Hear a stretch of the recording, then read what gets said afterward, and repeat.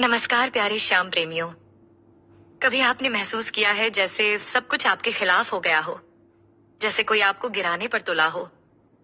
जहां आप पूरी निष्ठा से काम करते हैं, ईमानदारी से, बिना किसी लालच के, लेकिन फिर भी एक दिन अचानक सब कुछ छिन जाता है। नौकरी चली जाती है, ईएमआई भरने के पैसे नहीं, और घर वाले वो भी अब भरोसे की जगह सवाल करने लगते हैं। लेकिन उस अंधेरे में अगर कहीं एक उजाला हो, अगर कहीं एक अदृश्य हाथ आपको फिर से उठाने आए, तो क्या आप उसे पहचान पाएंगे? क्या आप उसे थाम लेंगे?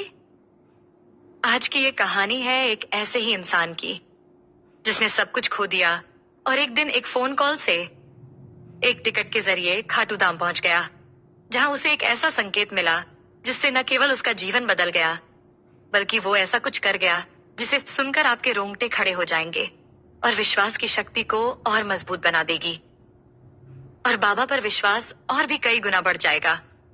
ये कहानी है एक ऐसे आम इंसान की, जो शुद्ध नियत और श्याम बाबा की कृपा से एक दिन वहां पहुंचा, जहां पहुंचने की कभी उसने कल्पना भी नहीं की थी। क्या आप जानना चाहते हैं कैसे? तो अंत तक जरूर देखिए, क्योंकि ये कहानी सिर्फ एक प्रेरणा नहीं, बल्कि श्याम बाबा की जीवित लीला है। अंत में ऐसा मोड़ आएगा कि शायद आपकी सोच भी बदल देगा। कमेंट में अभी लिखिए, जय श्री श्याम। अगर आपको विश्वास है कि जहां श्याम है वहां समाधान है। साल था 2019।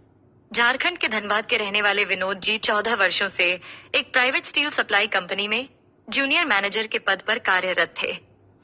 वे ईमानदार थे, जमीन से जुड़े हुए और अपने काम में पूर्ण समर्पित। लेकिन एक दिन अचानक खबर आई, कंपनी को एक बड़ी विदेशी ग्रुप द्वारा खरीदी जा रही है। विनोद जी को लगा बदलाव तो होता ही है, लेकिन 2 हफ्ते बाद उन्हें एचआर से एक मेल मिला। Due to restructuring and onboarding of new team, your services are no longer required. मतलब नौकरी चली गई। क्यों? क्योंकि नई कंपनी अपने कर्मचारियों को लाई और पुराने लोगों को निकाल दिया गया। विनोद जी घर लौटे, किसी से कुछ नहीं कहा। बीवी बच्चों को जब पता चला तो चिंता बढ़ गई। ईएमआई, बच्चों की फीस, किराया सब लटक गया। रातें बेचैनी में गुजरने लगीं। दिन में इंटरव्यू और रिजेक्शन, परिवार में बहसें शुरू हो गईं। पत्नी ने कहा, तुम्हें इतने साल एक ही जगह टिके नहीं रहना चाहिए था। देखो अब क्या हालत हो गई। विनोद जी की पत्नी बाबा के भक्त थी, लेकिन अब वो भी कहने लगी, अगर बाबा सच में होते तो यह हाल क्यों होता? हर दिन सिर्फ आंसू, टेंशन और निराशा। अब विनोद जी के पास कुछ नहीं बचा था, न नौकरी, न पैसा, न भरोसा, सिर्फ आंसू, ताने और तनाव। एक दिन विनोद जी छत पर बैठे आंसू बहा रहे थे। उसी रात उन्हें सपना आया, वो खाटू धाम के मंदिर में खड़े हैं, श्याम बाबा की मूर्ति उन्हें देख रही है, और एक आवाज आती है, तू थक गया है, अब मेरी बारी है। सुबह उठे तो पसीने से लथपथ, लेकिन दिल हल्का। उसी दिन उन्होंने प्रण लिया, अगर बाबा सच में है तो अब सब उन्हीं को सौंप दूं। और अगले ही दिन एक कॉल आया। मामा के बेटे ने फोन किया, भाई मैं खाटू श्याम जी जा रहा था, लेकिन एक इमरजेंसी आ गई। टिकट कंफर्म है, तू चाहे तो चला जा। विनोद जी ने कुछ पल सोचा, फिर हामी भर दी। शायद अब भगवान से बात करनी चाहिए। उनकी पहली खाटू यात्रा थी, न रास्ते का ज्ञान था और न ही अनुभव। जब उन्होंने रिंगस के लिए ट्रेन पकड़ी तो पूरा डिब्बा श्याम भक्तों से भरा हुआ था। हर कोई नाचता गाता बाबा का जयकारा करता जा रहा था। इस पहले ही दर्शन में विनोद जी ने 17 किलोमीटर पैदल निशान उठाया। हर कदम पर सिर्फ एक ही नाम गूंज रहा था, जय श्री श्याम। विनोद जी खाटू पहुंचे। भीड़ बहुत थी, लेकिन जैसे ही उन्होंने बाबा के दर्शन किए, उनकी आंखों से आंसू बहने लगे, अनकंट्रोलेबल। उनके मन में सवाल थे, हे बाबा अब क्या करूं?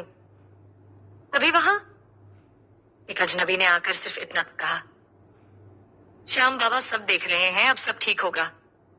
घर लौटे तो एक पुराना मित्र मिलने आया। वो निर्माण कार्य का ठेकेदार था। उसने कहा, तू स्टील की अच्छी समझ रखता है, सप्लायर बन जा मेरे प्रोजेक्ट्स में। विनोद जी के पास पैसा नहीं था, लेकिन बाबा पर भरोसा था। पत्नी ने गहने गिरवी रखवाए। इस तरह शुरू हुआ एक छोटा सा स्टील गोदाम। पहले महीने में ही 3 ऑर्डर मिले, फिर पुराने संपर्कों से काम आने लगा। साल में गोदाम बड़ा हुआ, 3 ट्रक हो गए। 2 साल में खुद की स्टील कटिंग यूनिट शुरू हुई। धीरे धीरे उनका काम बढ़ने लगा।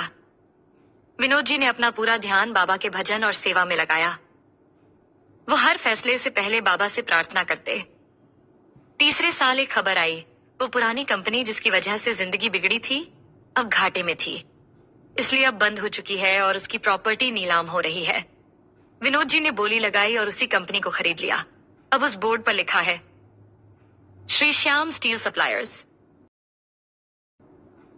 मालिक थे उस जगह के जहां से उन्हें निकाला गया था।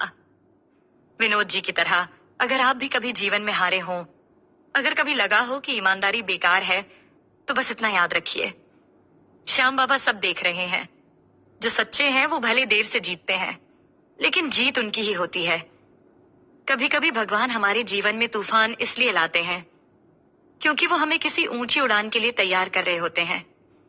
विनोद जी की ये यात्रा सिर्फ एक बिजनेस सक्सेस स्टोरी नहीं है।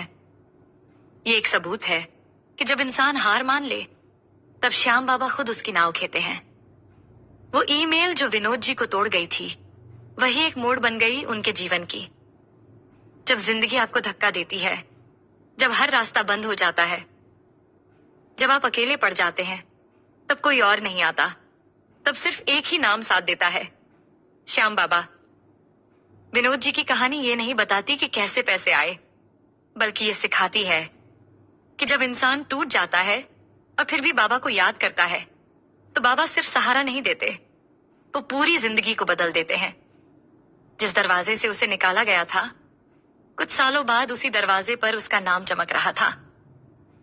श्री श्याम स्टील सप्लायर्स, अब वहां के मालिक विनोद जी थे। क्या ये इत्तेफाक है?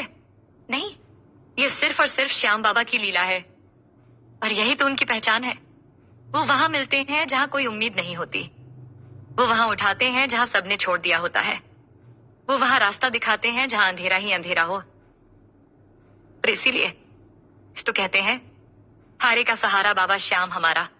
आज विनोद जी हर साल खाटू जाते हैं और हर काम से पहले श्याम बाबा के नाम का दीप जलाते हैं।